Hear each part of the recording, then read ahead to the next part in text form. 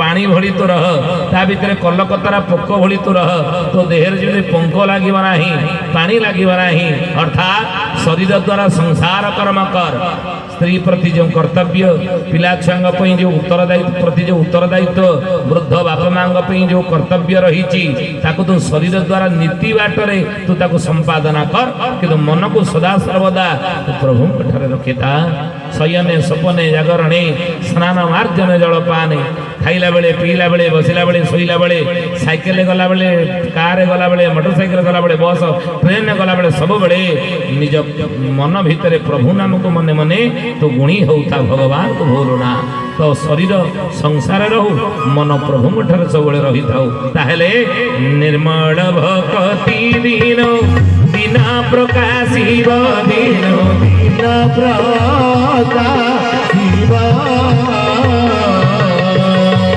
आमर अच्युता कहे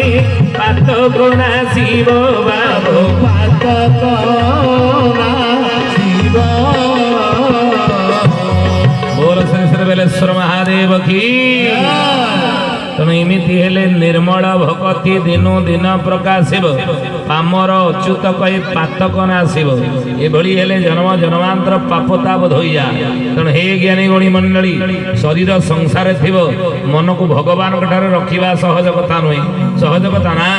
आपण कहबे भगवान ठारे फूल दियंतु फूल देई देबा धूप टिके दियंतु धूप देई देबा दीप टिके जलांतु दीप देई देबा जदि को आजीव प्रभु ठारे मन को दियंतु देई परिबा मन कोन पॉकेट रे अछि जे काढ़ी के देई देबा ना तेणु मन को आयत करबा केमिति प्रभु ठारे लगेबार सहज उपाय कौन ये कली जुगर मनीषर मन